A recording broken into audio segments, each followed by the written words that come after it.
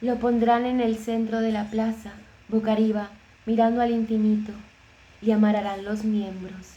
A la mala tirarán y no podrán matarlo.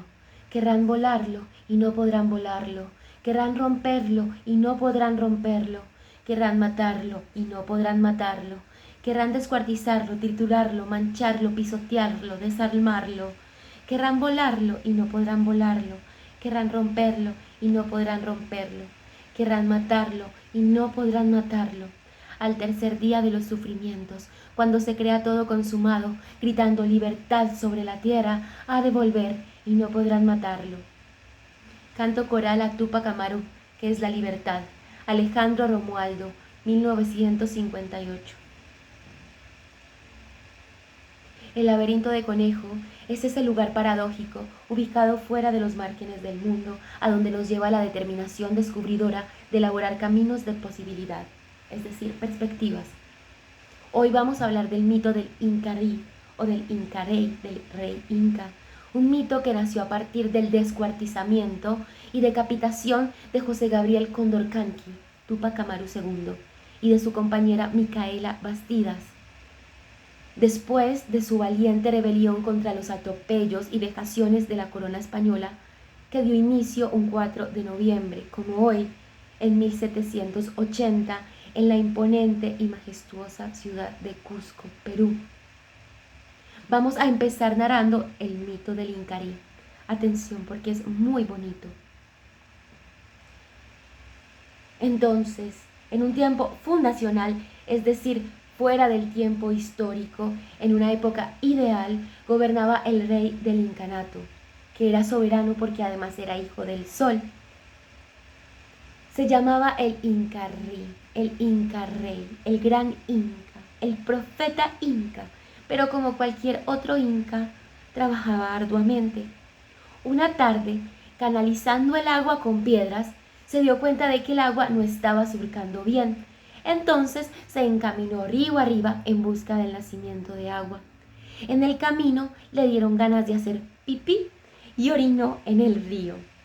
Pero el torrente de agua venía del vientre de Quoropuna, un apo o montaña sagrada, hembra que además estaba en celo, y la embarazó. Unos meses después, Quoropuna se le aparece al Incarri embarazada, en la figura de una mujer, y le reclama una cuna de plata y de oro para su hijito. Pero el Incarri se niega y además la rechaza diciéndole que no la conoce, que no tiene idea quién es ella. Quoropuna, muy indignada por este rechazo y además por la arrogancia del rey, expulsa una gran ventosidad de fuego que genera un terrible cataclismo que arrasa el valle. Pero el Incarí se hunde en la tierra y sobrevive. A partir de ahí deambula por el mundo y finalmente llega a un valle donde funda el Cusco. Cuando los conquistadores llegan al Cusco, el Incarrí les ofrece un cuarto de oro, pero ellos lo rechazan, lo apresan, lo decapitan, lo descuartizan y esparcen su cabeza, torso y extremidades por todo el Cusco para leccionar a los indios, para demostrarles quién manda. Pero los conquistadores no sabían que haciendo esto, la cabeza y los miembros del Incarrí, el Incarrey, palpitan llenos de vida en las entrañas de la tierra como raíces y subterráneamente se están uniendo desde lugares remotos. Y muy pronto el Incarrí estará de nuevo entero y además enorme y saldrá al Key Pacha, es decir, al mundo de acá arriba donde estamos los vivos, y expulsará a los colonos, y reconstruirá el Tahuantinsuyo, el imperio inca, y volverán la armonía y los buenos tiempos. Bueno, esta versión del mito es lo que Lévi-Strauss llama un bricolage de mitos, es decir, lo que resulta de la unión de relatos que se vinculan entre sí. En el Perú de los años 60 y 70, escritores como José María Arguedas, Óscar Núñez de Prado, Alejandro Ortiz Rescanier, Alberto Flores Galindo, hicieron grandes esfuerzos por sistematizar los diferentes relatos del mito del Incarí, que generalmente se han contado en quechua en las montañas de Cusco. Este mito está abierto, está vivo, cambia con cada relator. La emoción de cada ocasión le da diferentes matices a la fuerza del mito según quien lo cuente, se adapta a las circunstancias y además se cuenta bastante diferente si el interlocutor es un indio, o es un criollo, o es un blanco. En fin, de toda esta unión de relatos, de patos, de relatos, aparece este bricolage de mitos. Y analizaremos este mito, este resultado del bricolage del Incarrí a la luz de los sucesos del 4 de noviembre de 1780, como les venía diciendo al inicio, que comenzó esta rebelión de Túpac Amaru II.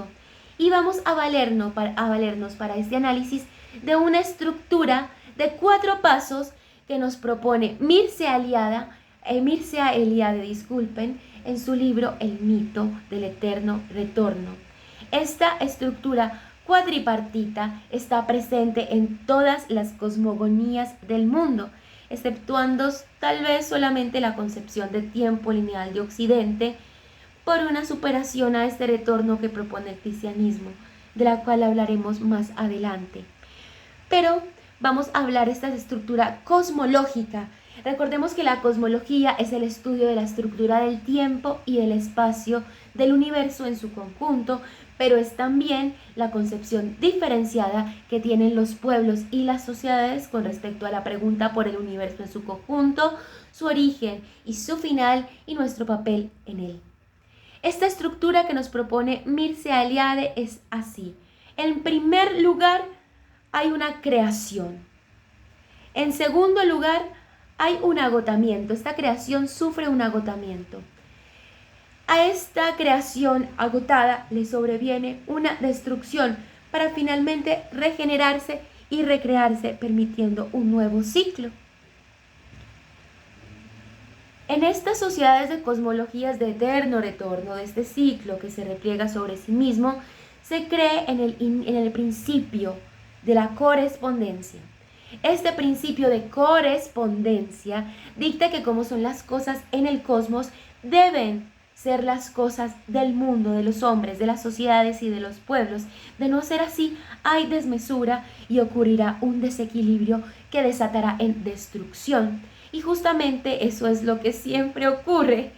Para comprender entonces este papel del Incarri, del Incarrey o Túpac Amaru II en este ciclo de eterno retorno, vamos a agregar un quinto punto a nuestro análisis que incluye entonces creación, ¿sí?, desequilibrio, destrucción y regeneración. Y nuestro quinto punto va a ser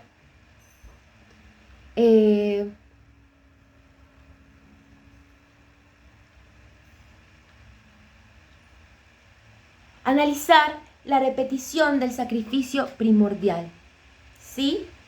Entonces, en el mito del Incarrí veremos narrada la historia del Tahuantinsuyo.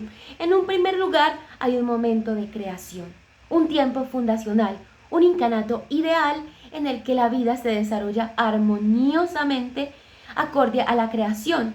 Gobierna el mismo Hijo del Sol y son las condiciones que había justo antes del inicio del Tahuantinsuyo.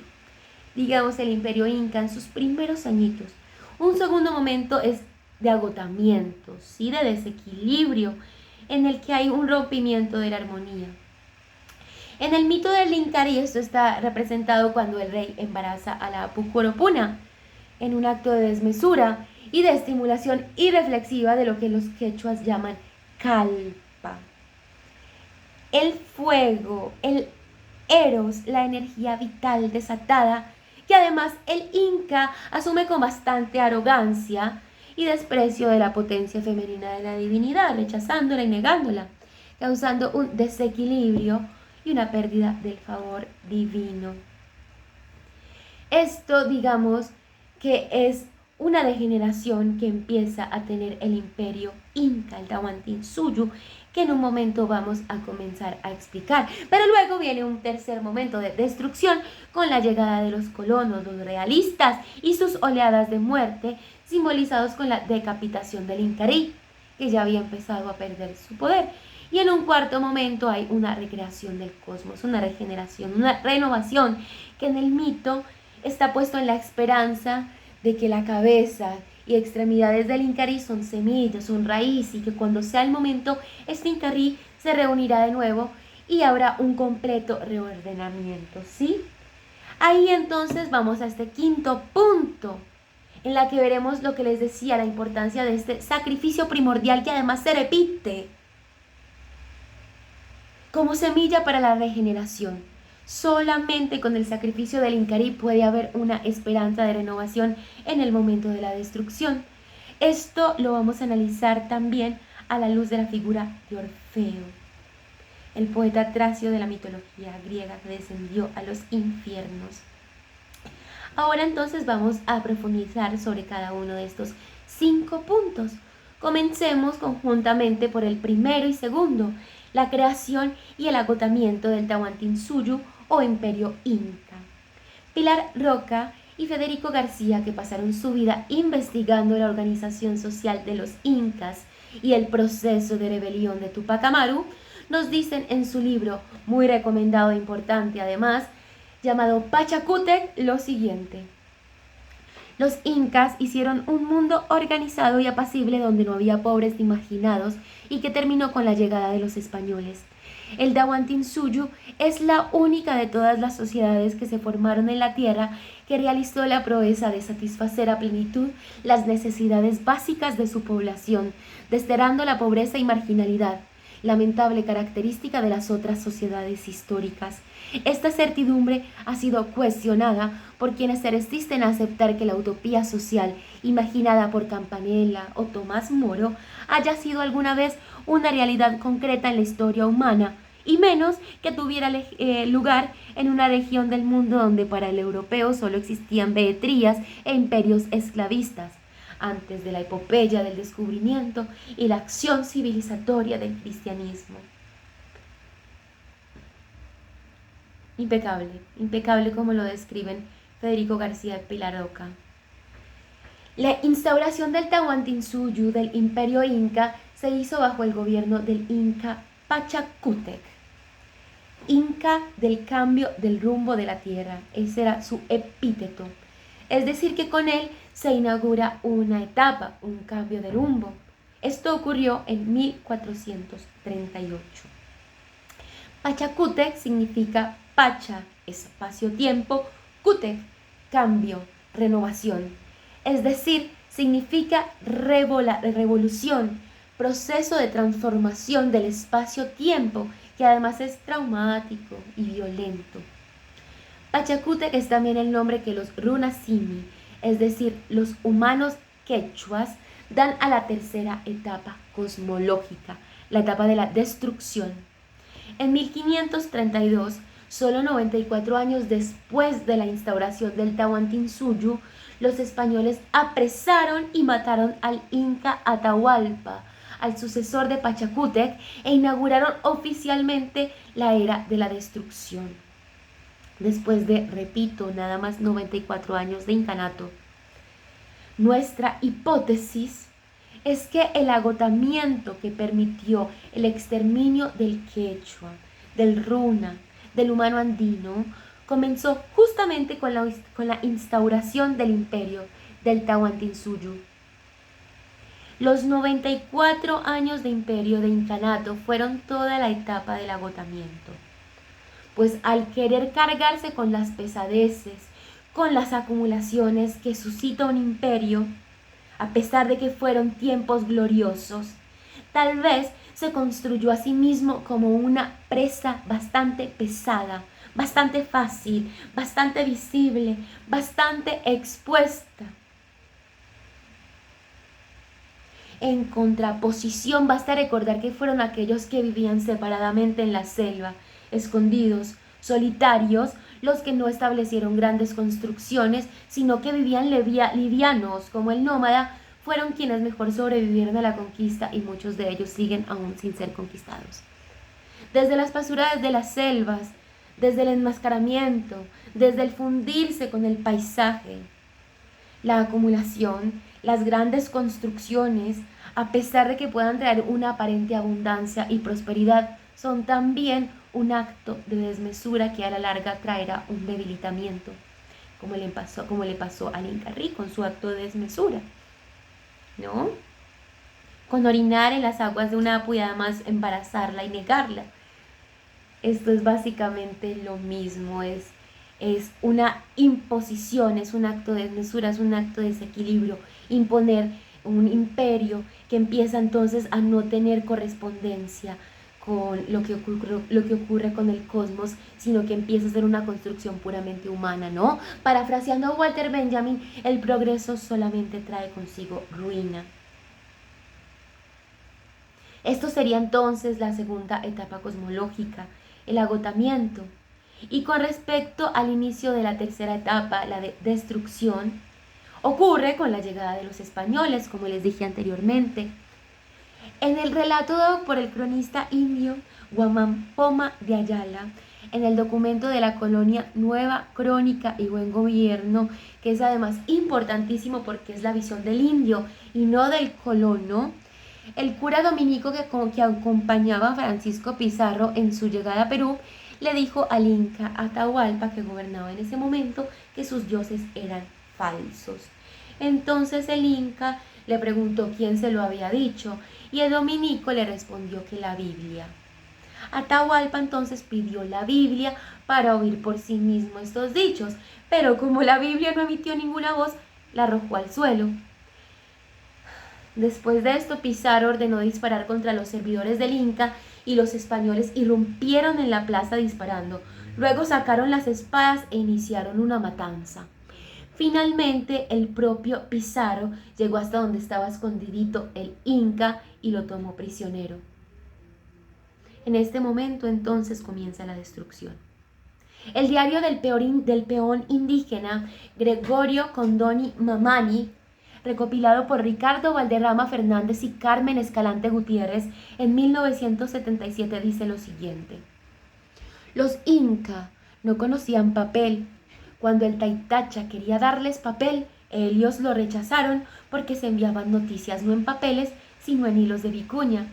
Para las malas noticias eran hilos negros, para buenas noticias eran hilos blancos. Estos hilos eran como libros, pero los españoles no querían que existiesen y le habían dado al Inca un papel. Ese papel habla, diciendo: ¿dónde está que habla? Son ceras, quieren engañarme. Y había botado el papel al suelo. El Inca no entendía de papeles, y cómo el papel iba a hablar si no sabía leer. Así se hizo matar nuestro Inca.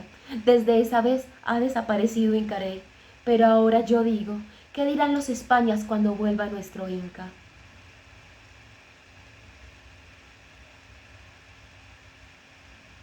Bueno, este peón indígena, Gregorio Condoni Mamani, habla del regreso del Inca, que es el motivo principal del mito del Incarí, que nació con Túpac Amaru II.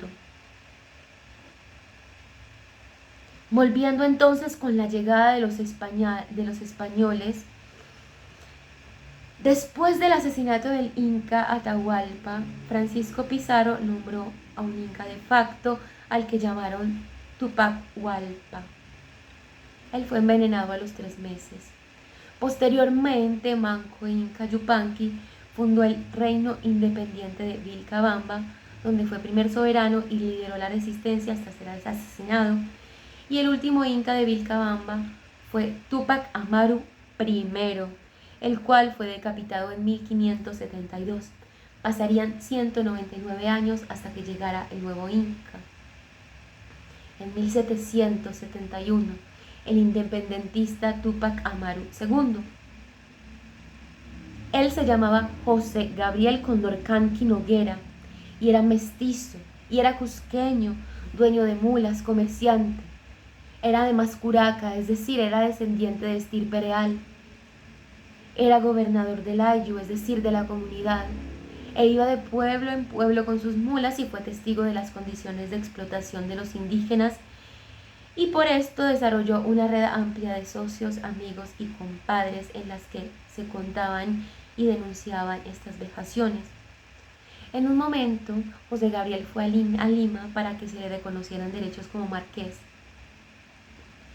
Expuso además el caso de maltrato al que estaban sujetos los indios, y a partir de ese momento pidió que se le llamara Túpac Amaru II en honor a su ancestro Túpac Amaru I, y comenzó su rebelión el 4 de noviembre de 1780, cuando junto con compañeros y seguidores obligaron a firmar unos documentos a un corregidor español para financiar su revuelta, y luego lo ahorcaron públicamente.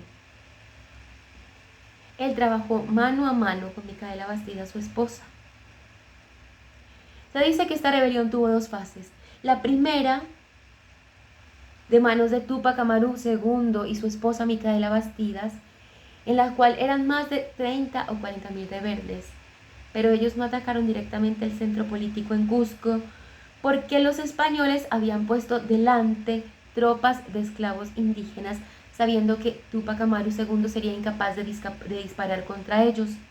Pero en ese momento atracaban corregidores, quemaban obrajes, quemaban haciendas de españoles, derogaban imposiciones. Además que era época de lluvias, y en esa época los campesinos, como no se preocupaban por las cosechas, se pudieron unir a la rebelión. En su texto La utopía tupamarista, Jan Seminsky hace una recopilación y análisis de textos elaborados y difundidos por los insurrectos. En un momento cita un informe de Túpac Amaru II dirigido al virrey que dice: los corregidores vienen a chupar y aprovechar la sangre y el sudor. Los pistacos, asesinos, degolladores, tienen que ser muertos bajo ciertos rituales, de manera que no puedan volver y seguir haciendo daño. Finalmente, por una traición, el 18 de mayo de 1781, los españoles atraparon, enjuiciaron y ejecutaron a José Gabriel Túpac Amaru II, también a Micaela Bastidas, también a uno de sus hijos y a su entorno más cercano. Sus otros hijos fueron exiliados en prisión. Primero, a Túpac Amaru, a Micaela, a su hijo, les cortaron la lengua. A José Gabriel Túpac Amaru II le amarraron las extremidades a caballos para despedazarlo. Y como esto no fue nada sencillo, después lo tuvieron que cortar ellos mismos. Luego lo decapitaron, y las partes de sus cuerpos fueron esparcidas por todo Perú como aleccionamiento. Aquí vemos el origen del mito del Inca Rey. La segunda fase es la fase más sangrienta, porque el primo de José Gabriel Túpac Amaru II, Diego Cristóbal, fue uno de los que escapó, junto con uno de los hijos de Túpac Amaru II, Mariano, y un pariente que se llamaba Andrés Mendiburo, y eran muy jóvenes, no tenían 20 años, y llevaron la rebelión al sur, donde los españoles tenían mucha menos presencia. Esto llevó a una guerra de guerrillas. En la época de José Gabriel Túpac Amaru II y Micaela Bastidas hubo cierto espacio para la neutralidad y trataban a comerciantes y a mestizos con respeto. Pero con el tiempo, en esta segunda fase de agudización, o se era rebelde o se era realista, un colono, un español. Por esto hubo una fuga masiva. Muchos escaparon a otros lugares. Se habla de más o menos 100.000 muertos, pero este es un número abstracto porque no hay pruebas, es imposible probarlo. Los españoles, cuando hacían sus informes, simplemente decían murieron indios. Finalmente, el primo de José Gabriel Túpac Amaru II también fue capturado y fue ejecutado. Y este fue el fin de la rebelión. Nuestra hipótesis es que la rebelión no termina aquí, y que la rebelión no solo fue gloriosa, sino que fue victoriosa. Para comprender el impacto mítico y feroz y simbólico que esta feroz y sanguinaria historia del descuartizamiento de José Gabriel Túpac Amaru tuvo en el mundo andino. Y para nosotros poder argumentar por qué esta revolución fue victoriosa, debemos tener en cuenta que para el andino y también para nosotros, cuando los seres vivos concluyen su paso sobre la tierra, su fuente de vida, llamado Camaquén para los andinos en quechua, retorna a una fuente universal como una gota de agua que estaba separada y vuelve al mar. Un proverbio quechua nos dice: cuando morimos, nuestra vida regresa a la gran energía universal. Esto se dice Pachacalpamán. Pacha, tiempo y espacio, además nutridor; calpa, energía dadora de vida; eros, y man, que significa que recae sobre sí misma. Pachacalcamán. Cuando morimos, nuestra vida regresa a la gran energía universal. El tiempo y espacio se replegan sobre sí mismos. Luego salimos nuevamente a vivir una existencia superior. Eso dicen los quechuas. La muerte para los quechuas es huañuy, es ir a lo desconocido, para que el Camaquén, la fuente vital, se reintegre con la Pacha, este espacio-tiempo que nutre de vida. Para el Runasimi, la muerte es necesaria y es además germinal. Cada cuerpo muerto que se entierra es una semilla. Malki, la palabra que los runas usan para momia, significa además árbol.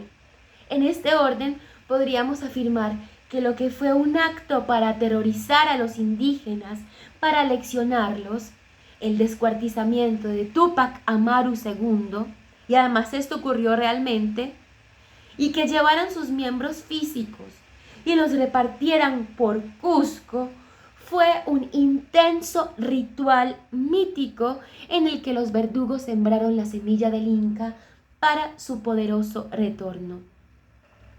De esta manera el mito del Incarrí cobra potencia.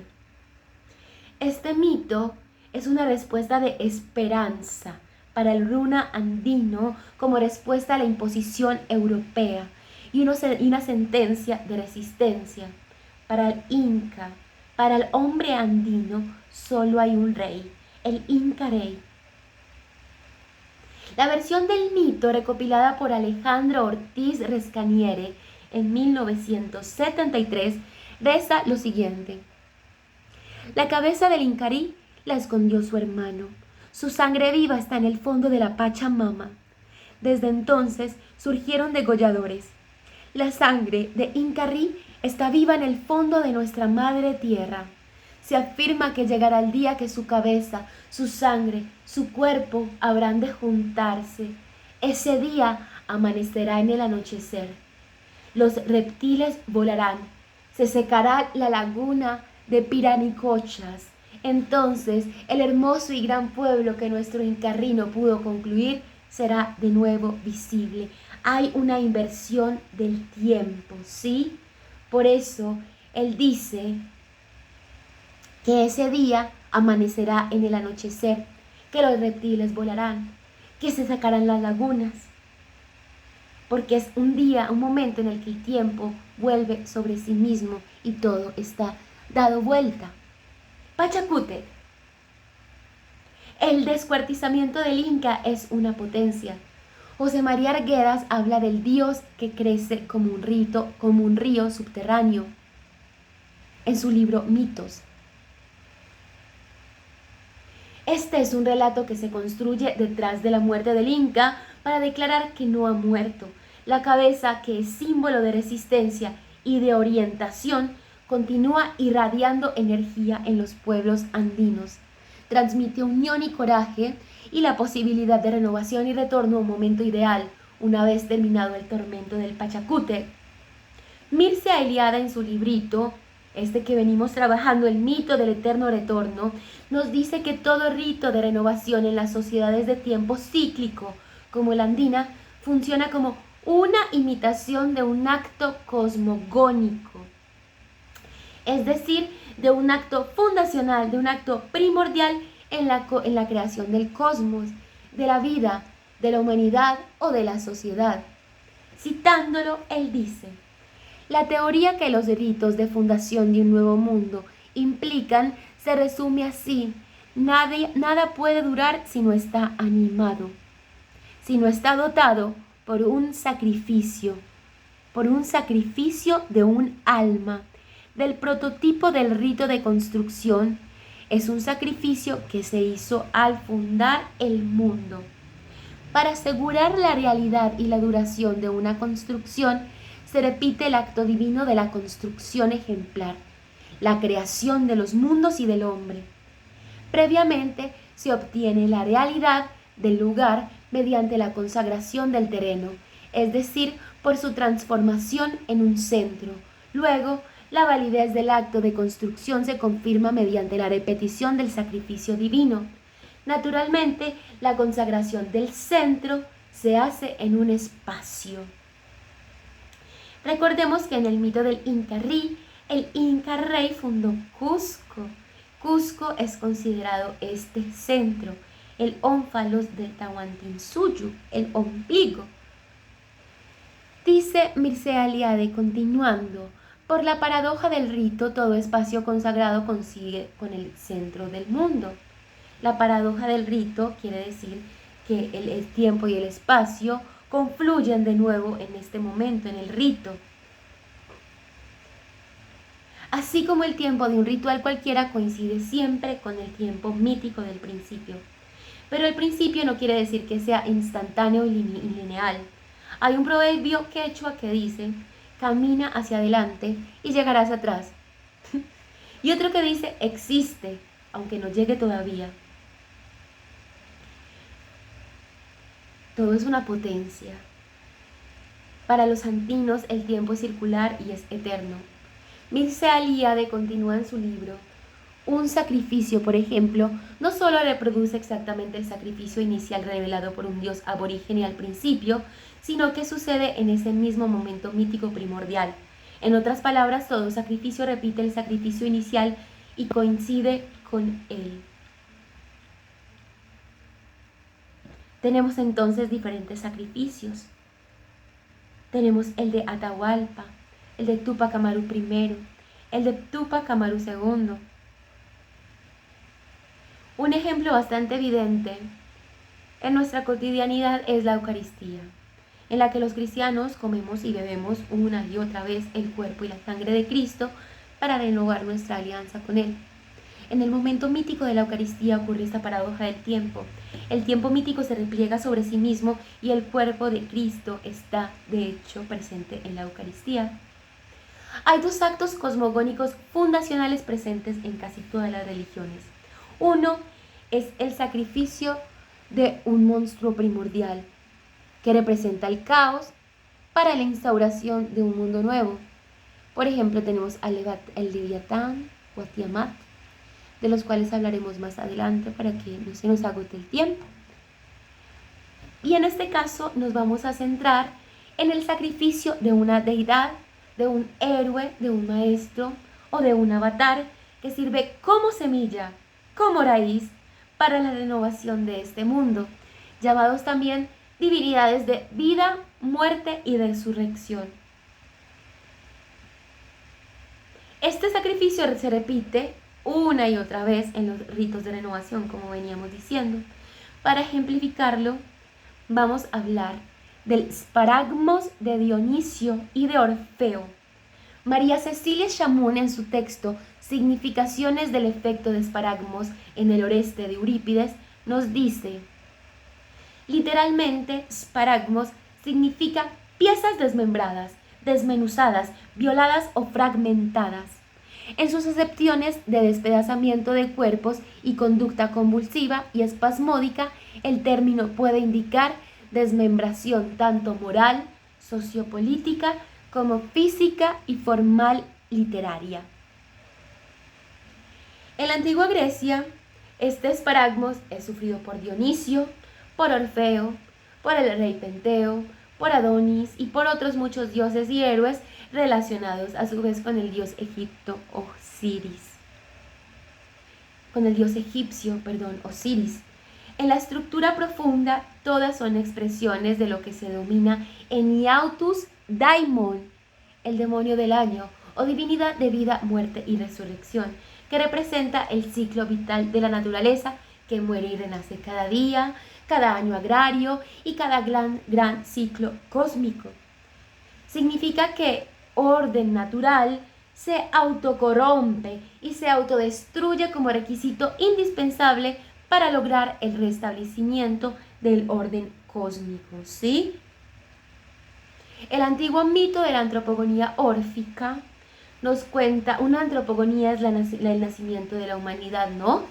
Y este mito órfico del nacimiento de la humanidad antropogónico nos cuenta que Dionisio, el hijo bebé de Zeus, jugaba y los titanes lo destrozaron y se lo comieron. Su corazón quedó vivo y Zeus lo puso en su pierna para que renaciera. En tanto a los titanes, Zeus los fulminó y de sus cenizas nacieron los humanos, mitad titanes y mitad dioses, pues dentro de los titanes fulminados estaba el niño Dionisio. Mircea Eliade nos dice en su tomo 2 del libro Historia de las Religiones, los titanes se comportan como oficiantes de una iniciación, es decir, matan al novicio para que renazca a un modo superior de existencia, y ojo con esto, porque eso mismo hicieron los verdugos del Incarrí al querer esparcirlo. Hicieron que sus miembros se volvieran semillas, que renacieran. Ojo, los titanes se comportan como oficiantes de una iniciación. Matan al novicio para que renazca a un modo superior de existencia. Estos titanes, al igual que los verdugos de Túpac Amaru II, tenían sevicia, cólera, pero al despedazar y comer al Dionisio, los titanes solo lograron hacerlo renacer. La estructura mítica del Incarrí nos propone una situación similar en la cual el español, queriéndose deshacer del Inca, lo único que consigue es hacerlo más poderoso y numeroso, porque claro, los verdugos no solo lograron, y los titanes, no solo lograron hacer renacer a Dionisio, sino nacer a la humanidad. Para los órficos, como los seres humanos fuimos creados de las cenizas mezcladas de Dionisio y de los titanes, podemos limpiarnos de nuestro contenido titánico. Y esta fue la enseñanza de Orfeo, llamado el iniciador de misterios.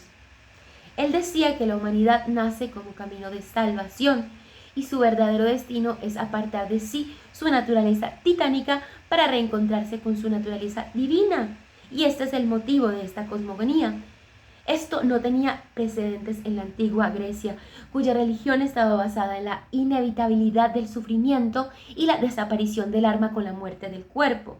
El orfismo vino a traer una nueva posibilidad, una nueva escatología a Grecia mucho antes que Platón llegara.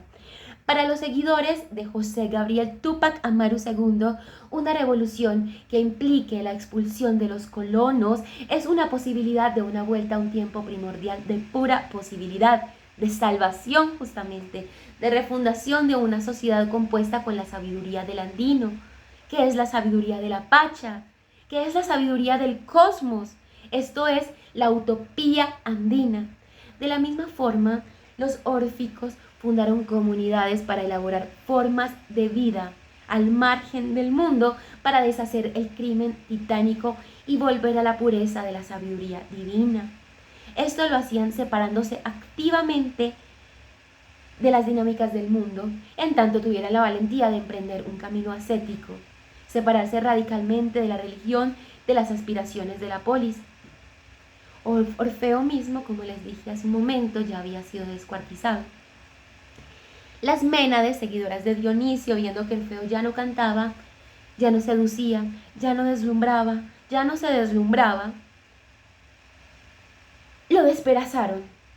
Pero la cabeza de Orfeo no murió, ellas fueron sus verdugos y fueron también las iniciadoras de un mito.